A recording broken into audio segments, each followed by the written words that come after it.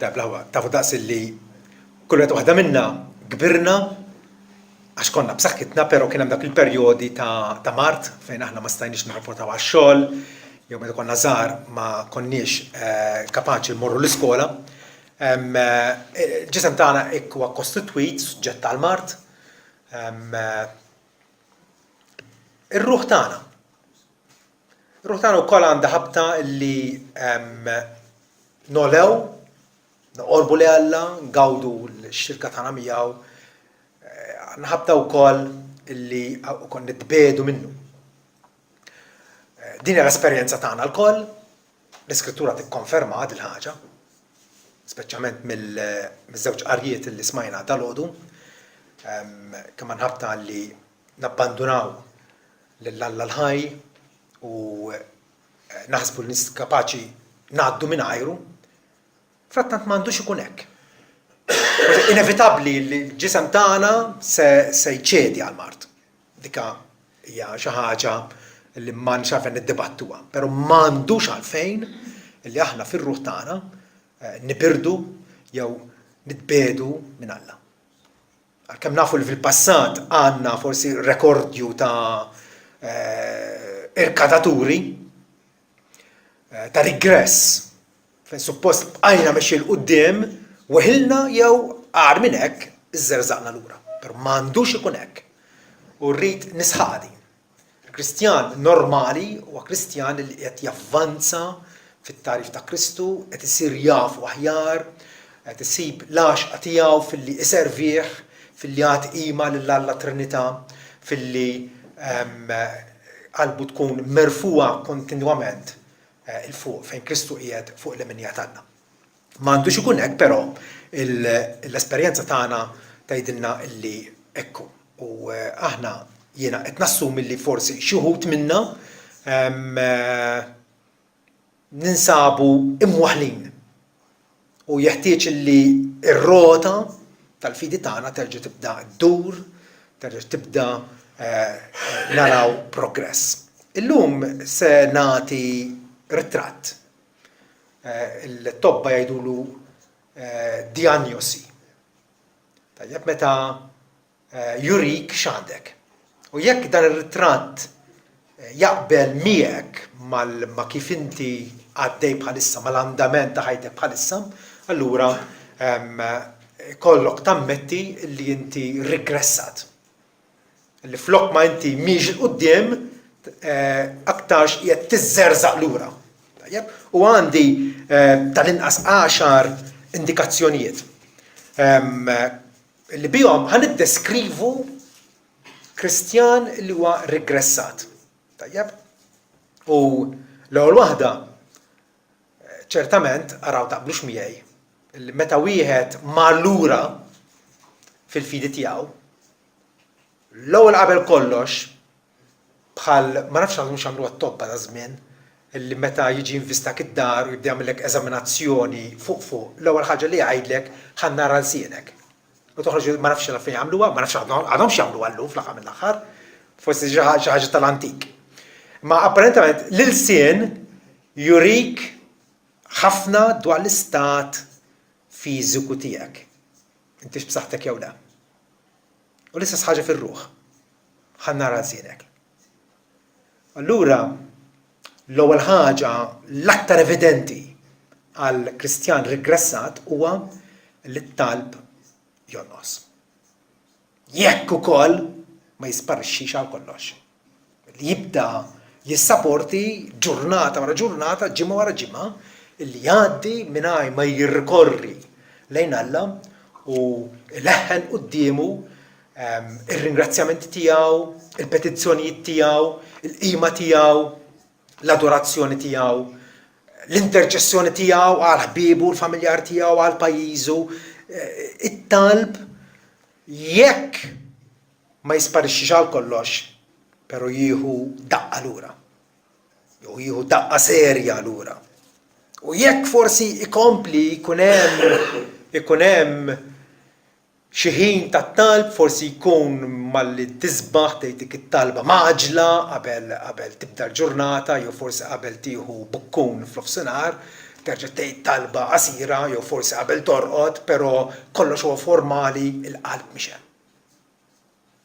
Il-qalb mhix hemm. U dik hija l-ħaġa serjissima illi dak it-talb illi talab pereżempju David meta lill-Alla qallu qarbilni u mulej u wara fil-qalbi ġarrabni ġifieri testjani u kun naf ħsibijieti u wara jekk hemm xi triq ħażina fija u mexxini fit-triq ta' dejjem. Dat-talb li ħireġ ċertament mill-qalb il-Kristjan regressat ma jsibx ħila illi jesprimih.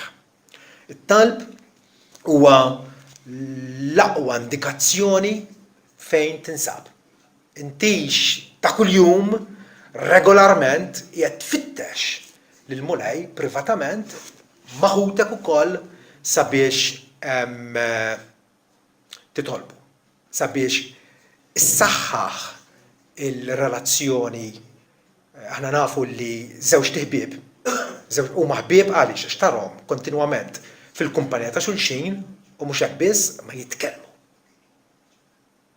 Żewġ ħbieb jitkellmu u jitkellmu fuq kollox u jieħdu pjaċir fil-preżenza ta' xulxin. Talb allura li Alla tawuna bħala l-ikbar privileġġ tal-ħajja Kristjana, tajjeb, Kristjan li sejjer lura jibda jitraskuraħ. Jibqa' fuq l-ilsien, għandu mnejn jibqa' fuq l-ilsien iva, fil-każ ta' dawn in-nies li Iżajija beda l-ktieb twil tiegħu billi indirizza lill-poplu Ludi li kien regressat. Reliġjożità kien hemm ħafna, u offerti fit-tempju kien hemm ħafna, u osservanza ta' festi kien hemm ħafna, però ir-relazzjoni tagħhom Alla kienet ta' bilħaq dgħajfa. U allura jgħidilhom Iżajja x'ħin tmiddu idejkom biex titolbu, naħbi għajnejn minnkom. Iva meta tagħmlu ħafna talb jien ma nismax, idejkom huma mimlijin bid-demm.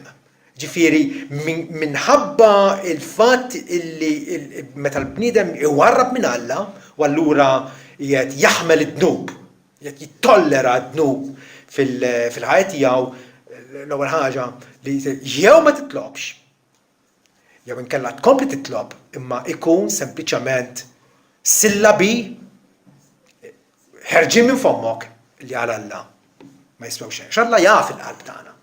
Walla jaf aħniex qegħdin nitolbu onestament qudiemu inkella le. U allura il-Kristjan irkadut tajjeb it-talb ma jgelgilx minn qalbu, ma joħroġx minn qalbu. Ikun sempliċement fuq xuftejħ u daqshekk. Isir formali, isir mill-iqsar jew anke ukoll jisparixxi. Tieni ħaġa illi wieħed jinnota fi Kristjan illi huwa regressat, illi ma allura hija illi l-attendenza tiegħu fil-xirka tal-aħwa tibda tonqos. Fejn qabel ma kienx ifallilha, imma kellu dik il-ħajja dixxiplinata u kien jaf li hemm ħin għax-xogħol, hemm ħin għall-mistrieħ, hemm ħin għal kollox, imma speċjalment hemm ħin fejn wieħed ifittex il-ħajja komunitarja ma' aħwa oħra sabiex il-koll flimkien nixxierku flimkien, nesprimu l-imħabba fraterna ta' bejnietna. Le, Kristjan irkadut jibda aktarx milli igawdi x-xirka, il-komunjoni ta' bejnietna, jibda isib il-ħtija u jikkritika bla doċċ flok ma jara il-ħtija fih innifsu, d-difetti fih innifsu, jibda jwaħħal f'ħadd ieħor għal kull ħaġa ta' xejn. Ġieli ġralkom hekk? Dak huwa sinjal li intom regressati fil-fidi tagħkom. Flok ma aħna ingawdu u nieħdu pjaċir b'xulxejn bħala werrieta flimkien tas-salta tal-Alla. Nibdew ma nsibux għaxqa f'xulxejn. Ma nsibux għaxqa f'xulxejn. Dak li jiġri fil-kongregazzjoni tan-nies ġusti nibdew nħossuna bħal ħuta barra mill-ilma. barra minn posta. U għalhekk imbagħad tibda tonnos. Tfalli mill-attendenza tal-Knisja. Għaliex għax tkun trabbit din il-bruda fil-qalb. Tiftakru il-mod kif Ġesu nnifsu iddeskriva l-qalb rigressata hija billi iddeskrivija bħala birda. Birda. Fejn Alla jridna mħeġġin, ferventi għalih, fil-żienna, f'ħsibijietna, f'emielna, il-qalb rigressata hija birda. Mhix kiesħa. Kiesħa forsi hija l-qalb mitlufa, il-qalb li ma tridx taf b'Alla, il-qalb li hija mbeda minn Alla u qed taħrab minnu. Imma l-qalb birda, Ġesu fir-Revelazzjoni 3 vers 15 jgħid jiena naf l-emil tiegħek li la inti kiesaħ u lanqas sħun. Xtaqtek tkun kiesaħ inkella sħun. Ġesu ma jittollerax u ma jridx illi d-disċipli tiegħu ikunu birda. Għażel qed jgħidilna. M'hemmx 3 alternattivi, 2 hemm, jew kiesaħ inkella sħun. Kristjan allura li huwa irkadut li waqa' lura qed jipprova jagħmel l-impossibbli. Qed jipprova jgawdi s-salta tal-Alla, qed jipprova jixxierek malla mentri hemm raġunijiet, hemm kawżi għal mhux qiegħed igawdija. U għalhekk huwa fatt fejn il-Kristjan għandu jkun l-iżjed bniedem jew bniedma ferħana fid-dinja. Indubjament. Fatti Petru jsejħilna li intom tifirħu b'ferħ li ma jitfissirx u mimli glorja. Mhux ferħ karnivalesk, mhux ferħ ta' meta tmur party, ma ferħ spiritwali, ferħ sublimi. Dak huwa l-Kristjan normali, ma Kristjan li huwa rigressat, huwa mdejjaq bih innifsu. Huwa mdejjaq, huwa depressat, huwa mnikket. Għaliex? Għax jaf li falla biss hemm sodisfazzjon. Mentri vilment ħtija tiegħu dbiet minn dak il-fonti ta' barka perenna. U allura isir persuna ta' bilħaq imnikket ħosbien magħluq fih innifsu għaliex qiegħed jagħmel, qiegħed jaġixxi kontra n-natura tiegħu. Kristjan huwa wieħed li huwa mwieled mill-ġdid, imdaħħal f'salta ta' sliem, ta' ġustizzja, ta' ferħ fl-Ispiritu Santu u mhuwiex qed igawdi dan il-wirt tiegħu. U allura naraw ukoll illi il-Kristjan rigressat jibda ibati minn xi ħaġa oħra. Il-qari tal-Iskrittura ukoll isofri. Aħna nafu l-Iskrittura Alla tajjilna biex tkun l-ikel il-manteniment spiritwali tagħna. Mingħajrha ma ngħaddux. Mingħajr il-kelma ta' Alla il-Kristjan impossibbli li jgħix. Kristjan rigressat jibda jekk jaqra l-Iskrittura, jaqra sempliċement b'mod intellettwali bħalma taqra gazzetta jew romanz, m'intix qed tħallija li tħalli impatt spiritwali f'ruħek, m'intix qed tħallija tarxek, ġifieri teżaminak, tixlik, twitbek, sempliċement qed taqra forsi biex tberret il-kuxjenza tiegħek u tgħid għalmenu rajt kapitlu. Jew forsi għar minn hekk illi fejn qabel kont taqra u timmedita u titlob fuqha il-qari tal-Iskrittura jisparixxi. Bħat-talb, l-istess ħaġa. Il-qari tal-Iskrittura u t-talb jaħdmu flimkien. Two-way traffic. Talb inkellem il-Alla, bl-Iskrittura inħalli l-Alla jkellimni. L-aqwa mod kif tista' tmantni relazzjoni b'saħħitha ma' Alla. U allura fejn m'hemmx talb, fejn m'hemmx qari tal-Iskrittura, il-qima tagħna lill-Alla issir rħisa. Issir xi ħaġa li ma tiswilniex. Issir xi ħaġa formali għal darb'oħra. Eżajja aktar tard fil-ktieb tiegħu jerġa' ikellem lin-nies u jgħidilhom għalhekk qal Sidi talli resaq dal-poplu lejja b'fommu u b'xoftejh iweġġaħni. Iżda bedu qalbhom minni u l-biża li għandhom tiegħi mhuwiex ħlief kmandament li jitgħallmuh min-nies.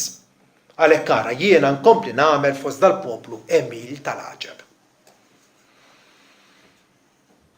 Alla qed jgħid lill-poplu tiegħu li qegħdin tqimuni bix-xoftejn biss. Bix-xoftejn mhijiex qima.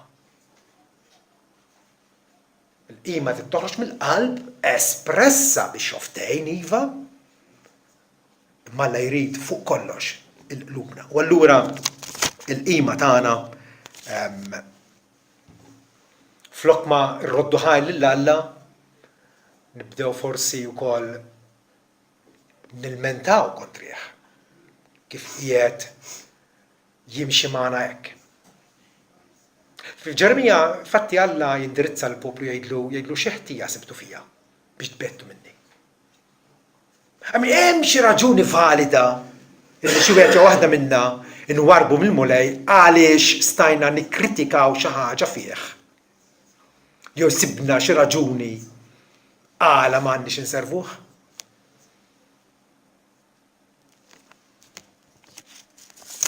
Il-Kristjan rigressat il-konċentrazzjoni tiegħu, il-ħajja tiegħu ma tibqax tirrivolvi ma' Alla li huwa s-sors ta' kull tieqa tagħna.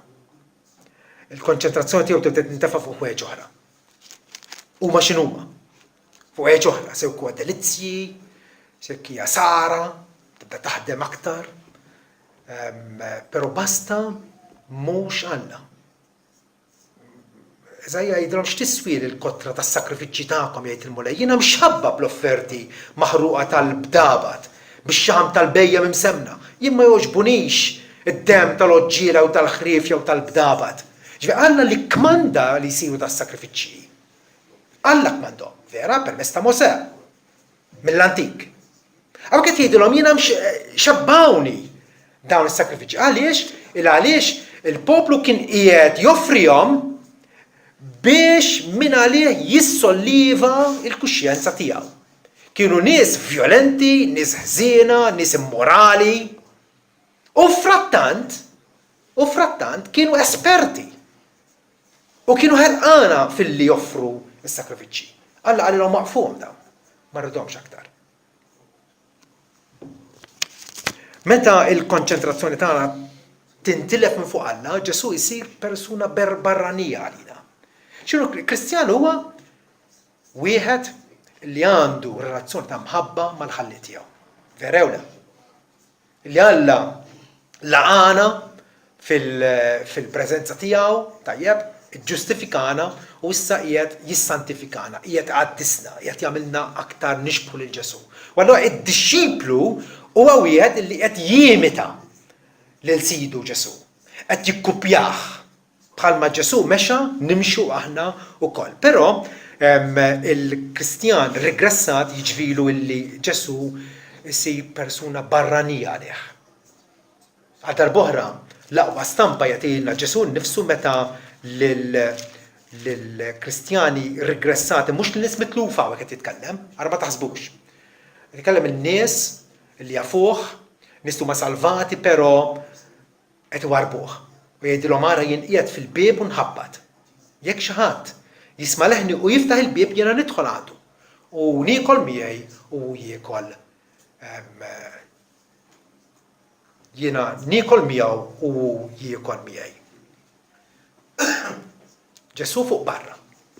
Ġesu li mhuwiex moti permess, illi ikun qrib, ikun intimu magħna. Sinjal ieħor kif taraf intix regressat fil-fidi. Saqsek innifsek intix qed tfarfar mir-responsabiltajiet u mid-dmirijiet tiegħek. Dmirijiet, il-kol kemm aħna għandna kuxjenza u l-kol kemm aħna nafu x'huma d-dmirijiet tagħna. Kemm faċilment aħna id-dmirijiet tagħna inwarbuhom. Vers 17 jgħidilna talmu għamlu it-tajjeb. Dan għandu jkun is-sillabu tagħna li aħna nitalmu nagħmlu t-tajjeb. Il-ħażen jiġina faċli. Il-ħażen jiġina naturali. Imma li titgħallem tagħmel it-tajjeb, titgħallem kif taġixxi man-nies, titgħallem kif titkellem bil-lewwa, bis-sabar, bil-manswetudni, illi titgħallem ukoll tiddixxiplina moħħok fuq xiex taħseb. Dan huwa kors xejn faċli. U hekk Alla tgħidilna talmu għamlu t-tajjeb, fittxu l-ġustizzja. Għamlu ħin li makkes, għamlu il-ġustizzja mal-il-tim, aqbżu għal-jett tal-armla. Alla jridna li fis-soċjetà tagħna li nkunu melħ u dawl li namlu nħallu effett pożittiv fuq in-nies ta' madwarna, fuq in-nies li jafuna. Se huma raba tagħna jew mhumiex. Kristjan regressat jibda jitraskura dawn il-dmirijiet. Ġesu qal li tajjeb il-melħ, imma jekk il-melħ jitlef imluħitu b'xiex taġa tmelħu. Ma jkun jiswa xejn ħlif li jintrema barra u jintrifes mis-saqajn tal-bledmin. Ġekk aħna m'aħniex qegħdin niffunzjonaw bħala ta' bilħaq dawlu melħ, allura nkunu ta' bilħaq tlifna l-iskop ta' ħajjitna. Kristjan regressat ukoll jibda ħelu jiżżerżaq lejn il-ħażen. Xi ħaġa skabruża ħafna meta tgħid li l-Kristjan kapaċi jitneb u kapaċi jitneb serjament. Hekk għamel Pietru, hekk għamel David, hekk għamel Noè.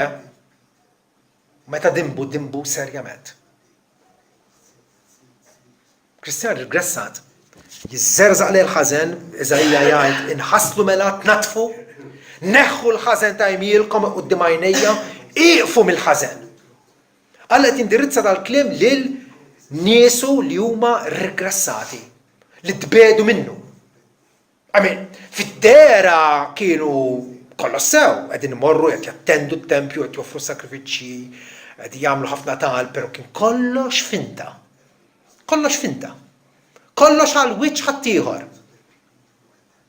Għalhekk il-duda tar-regressjoni fil-qalb tagħna hija finalment id-dnub, meta taħmel id-dnub. Meta inti tissapportih flok ma kif qalilna Ġesu, jekk idek il-leminija tfixklek taħwar mija l-bot minnek jaqbillek tidħol fil-ħajja magħtub milli bżewġ idejn biex tintrema fil-nar tal-infern. Ġesu hawnhekk qed jgħid twissija li jaqblilna nisimgħuha. Jaqblilna ħafna. Wara ma nirraġunawx li darba salvat jiena salvat għal dejjem. Dawk it-twissijiet huma għalina. U għalhekk il-Kristjan regressat jibda jiżżerżaq lejn il-ħażen, id-dnubiet sigriti tiegħu, il-ħadd ma jaf bihom, sew kija gburija jew supervja jew nuqqas ta' maħfra jew skuntentizza fil-ħajja tiegħu. X'inhi? Dawn id-dnubiet sigriti jibdew jimmultiplikaw, jibdew faqsu. Ħażen iġib ħażen ieħor. U allura wkoll l-auto-eżaminazzjoni tispiċċa. Dat tip ta' Kristjan marit u marit serjament ma jibqax jeżamina lil nnifsu biex jara fejn wasal, fejn qed ifalli. Ma kollox iħalli kollox għaddej mar-rieħ. Sar traskurat. U jilagħba ta' parsi mu qed jiġri xejn differenti.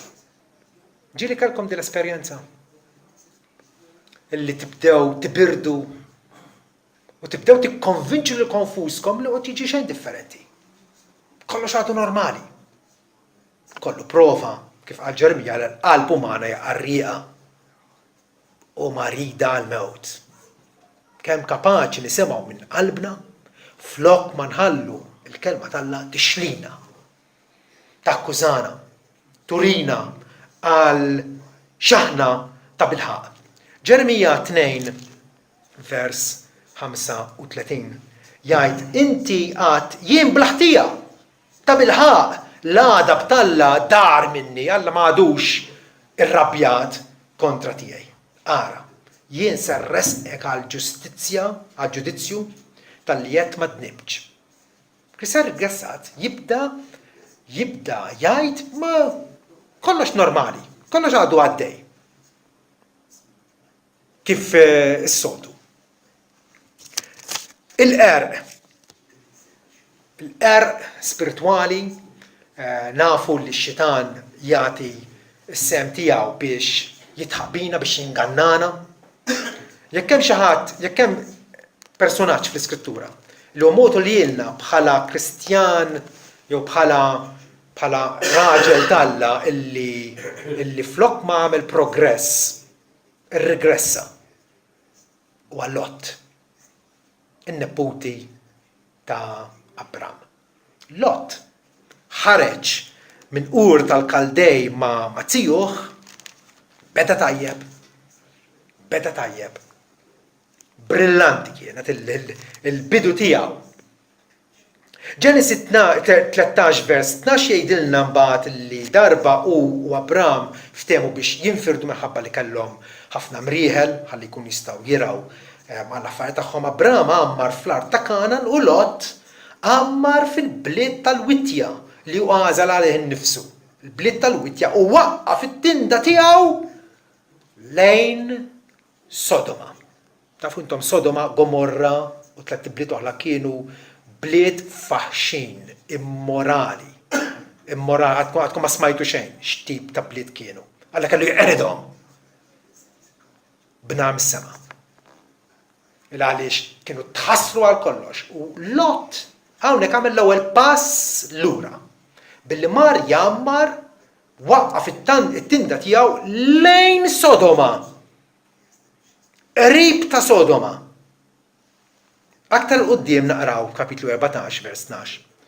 Illi ħadu lil Lot kien hemm din it-taqbida, din il-battalja.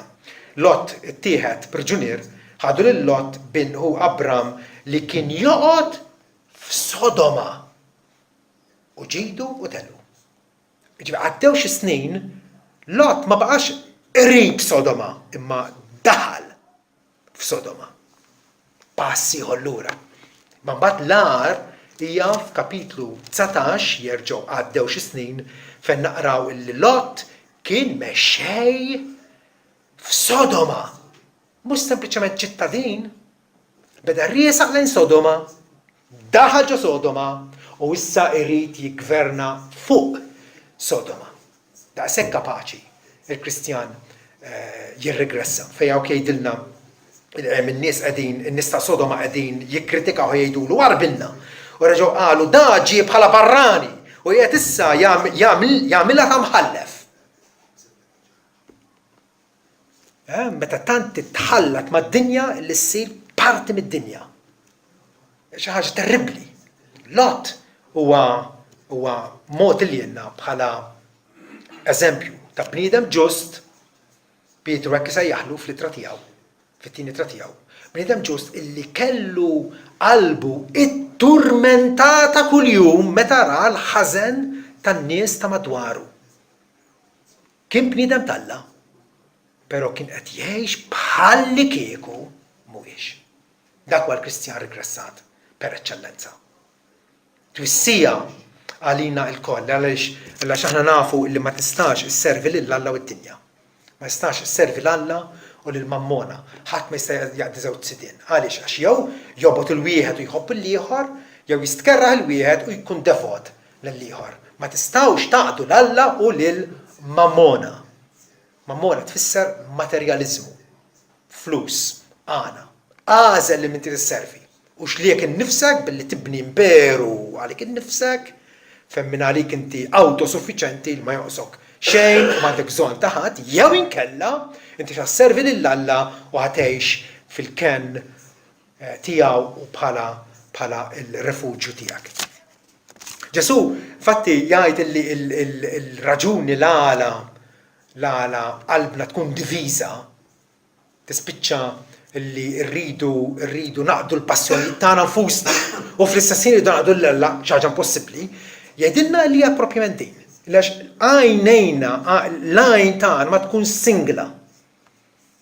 Jiġifieri ma jkollniex dik id-devozzjoni totali u komprensiva lejn Alla. Nħallu imħabbiet oħra jitlu. Meta Ġesu qal jekk wieħed jixtieq jiġi warajja ma jobgħodx il-missier u l-ommu u l-ħutu u l-uliedu u iva l-ħajtu stess mhuwiex kapaċi li jkun dixxiplu tiegħi. Dak li qed jgħidilna hemmhekk. Ma tistax taqdi żewġ sidien. Kristjan regressat imbagħad nindunaw li huwa regressat għaliex il-qawwa tiegħu, il-qawwa li kellu, il-qawwa tal-mulej fuq titlaq. Qabel kien fis-servizz tal-mulej, jevanġelizza bil-mod tiegħu, ħawtiel, attiv, jipparteċipa fil-ħajja tal-Knisja, jara l-familja tiegħu hija familja ordnata, il-qawwa tiegħu titlaq. Bniedem ieħor illi rregressa fil-fidi huwa Sansun. Sansun illi Alla ħatru bħala wieħed mill-imħalfin tiegħu biex jigverna fuq il-poplu. Sansun beda jinnamra u anke ma' xabbiet pagani. Waħda minnhom tittiffitta ħajdli x'inhu s-sigriet tal-qawwa kbira tiegħek kif inti daqshekk b'saħħtek.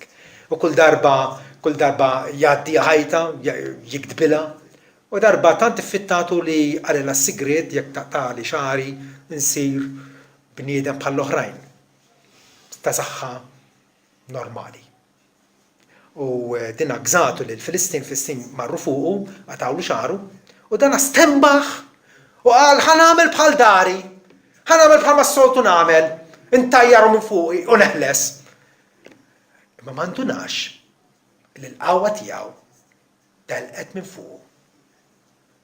Imħalfin 16 vers 20, hemmhekk għandna daqqa ta' ħarta traċedja ta' Sansun. Fejn qabel kien abbuża u reġa' abbuża, finalment il-qawwa talla warbet minn fuq. Ja traċedja meta jiġrilna hekk. Ħosea minn għalih, Sansun minn għalih se jerġa' jqum u juri l-saħħa tiegħu. Però ma kienx jaf li l-qawwa tiegħu telqet minn fuq. Hemm sinjal ieħor kif tinduna intix regressat fil-fidi jekk jibdew jitħassru id-distinzjonijiet, differenzi bejn l-ispiritwali u l-karnali. Fejn jibda jgħaddi bħal kieku kollox. Ma jdejqek xejn. Li jiġi merħba bih. Jiena anke intom ġilli ġattuli l-nies jgħaddukom jew jikkritikawkom għaliex intom iffissati wis jew tfettqu wis. Hekk għandu jkun. Hekk għandu jkun. Però Kristjan regressat jibda ħalli kollox għaddej mal-ħamla. F'Malakija 3 vers 18 Alla jagħmilha ċara li jridna li nagħmlu distinzjonijiet. Iridna nagħmlu ġudizzji. Dil ħaġa tajba nagħmilha. Dil ħaġa mhijiex niskarta. Malakija 3 vers 18 jgħidilna mbagħad terġgħu taraw id-differenza bejn il-ġust u l-ħażin. bejn wieħed li jaqdi lill-Alla u bejn wieħed li ma jaqdihx. Kristjan regressat għalih jgħaddi kollox. Jgħaddi kollox. Tantu hekk li imqar nies li jafuh, forsi familjari tiegħu, raba tiegħu, jibdew jintebħu li m'għadux bħalma kien darba. M'għadux bħalma kien darba. U jibdew jgħidu qed tara dik kienet sempliċement esperjenza taż-żogħżija. Konna nafu li hekk ħajġrilek l-ewwel ħafna entużjażmu miegħek u l-ewwel ħafna eċċitament miegħek u issa ġejt sid bħalna. Kif għadna aħna eżattament. Allura il-Kristjan regressat isir skandlu. Isir letteralment ġebla ta' tfixkil fil-modija ta' ħaddieħor. Tant li jgħid x'konverżjoni tkellem di dwar. X'jiġifieri li ssir Kristjan? U wieħed minna qed iġib ruħu bħalna l-koll, bħalma fatti jagħmel Lot. U allura rridu nqisuhom dawn ir-riżultati traġiċi ta' Kristjan li regressa, li ma' allura. L-ewwel qabel kollox il-riżultat l-aktar ta' dwejjaq meta Kristjan jirregressa hija li l-isem tal-Alla ikun imkasbar. Għallek tkellem permezz tal-profeta, Pawlu wkoll jikkwota fl-ittra tiegħu r-Rumani, meta jgħidilhom li l-isem tal-Alla huwa midaj, huwa mkasbar, huwa vilifikat minħabba fikom il-jum kollu. Meta Kristjan ma jgħix ta' Kristjan, l-isem tal-Alla ikun ikkalpestat, ikun mixħud fil-għajb quddiem in-nies. Meta Pawlu sar jaf illi fil-gżira ta' Kreta, il-knejjes ta' Kristu kienu qegħdin jibirdu, bagħat ittra lill-kollega tiegħu Titu. U kemm il-darba nfasizzaru l-importanza li nibqgħu ngħixu strattament skont l-Evanġelju, skont il-liġi tal-Alla, sabiex l-isem tal-Alla ma jkunx ikkalunjat. Ikkalunjat ġifieri ikollu fama ħażina minħabba l-imġiba ħażina tagħna. Dik l-ewwel ħaġa. Ma mbagħad it-tieni, meta Kristjan jirregressa, jispiċċa biex jiskuraġġixxi lil-ħutu. Jiskuraġġixxi l-ħutu. Aħna is-sena l-oħra b'ni katbin għajda din, kien hawn nies li kienu magħna u issa m'għadhomx. U nafu x'inhi r-raġuni, huwa ta' dwejjaq kbir. Tiskoraġġixxi ruħek mingħajr ma trid. Għaliex? Għax il-ġisem mhux qed jiffunzjona bl-aħjar mod possibbli.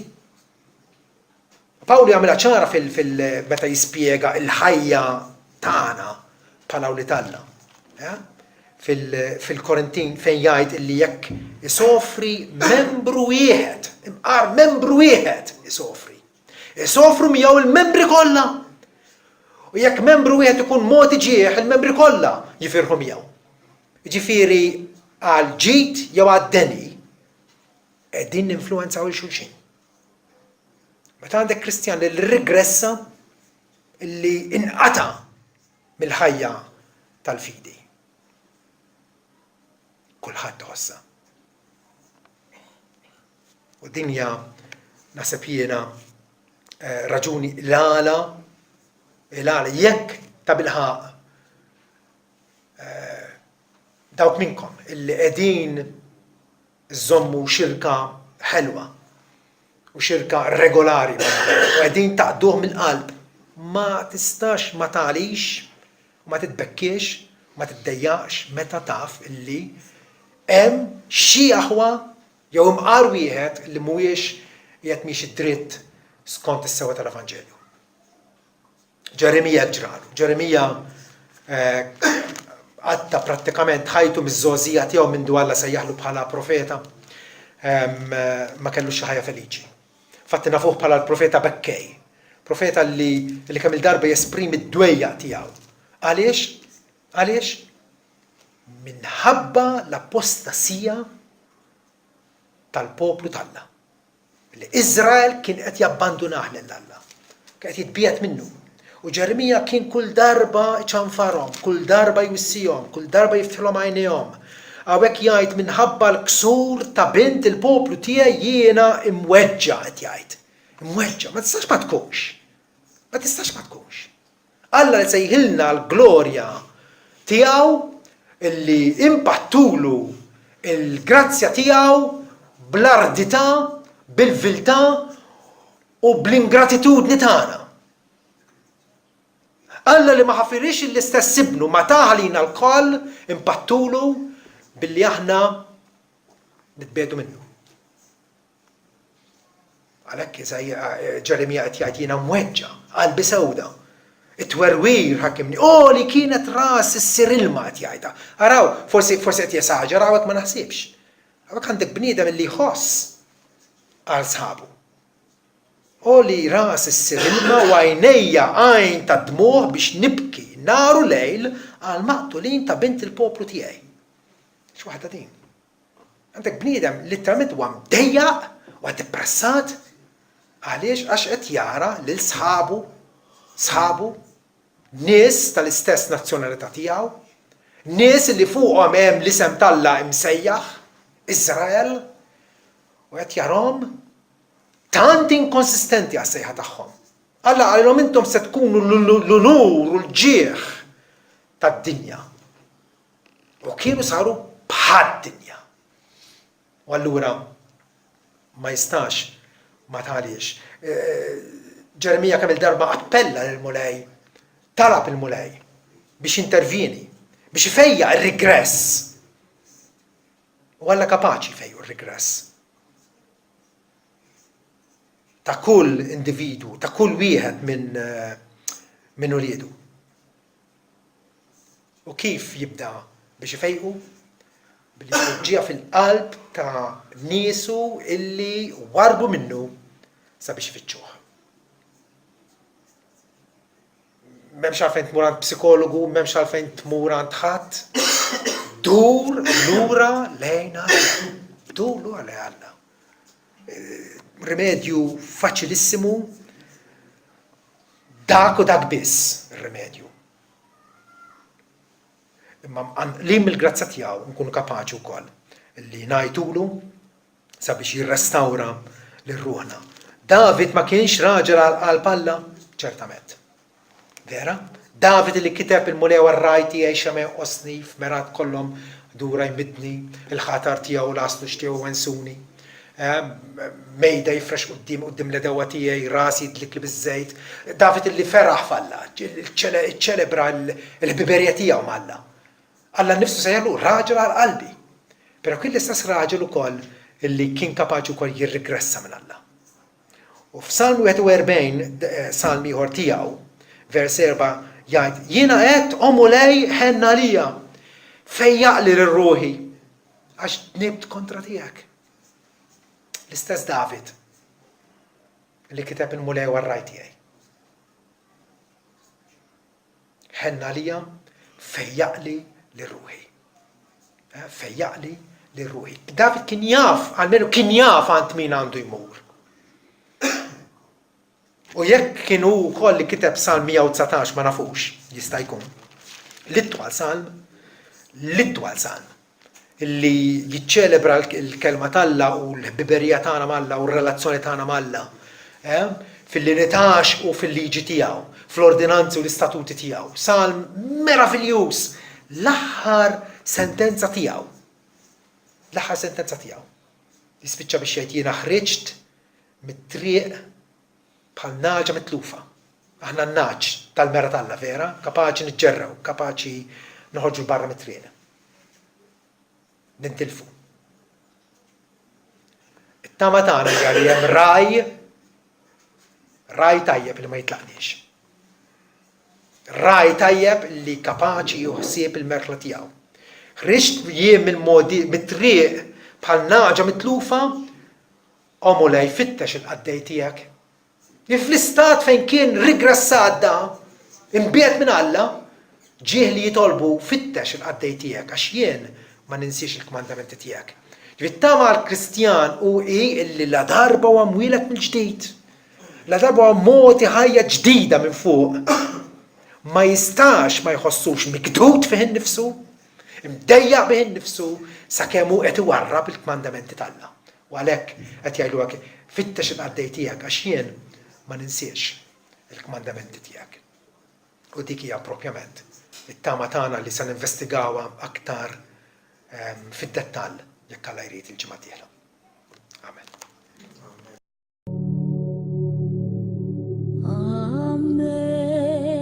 Amazing grace, how sweet the sound that saved a wretch like me. I once was lost, but now I'm found. Was blind, but now